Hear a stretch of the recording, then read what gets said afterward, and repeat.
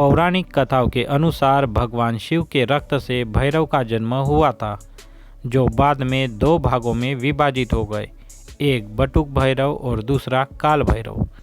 इन दोनों में मुख्य अंतर उनके स्वरूप में है। काल भैरव उग्र और प्रचंड है, जबकि बटुक भैरव सौम्य और बाल स्वरूप है। काल भैरव की पूजा में सात्विक एवं तामसिक दोनों प्रकार के भोग अर्पित किए जाते हैं, जबकि बटुक भैरव की पूजा में केवल सात्विक भोग का ही प्रयोग किया जाता है।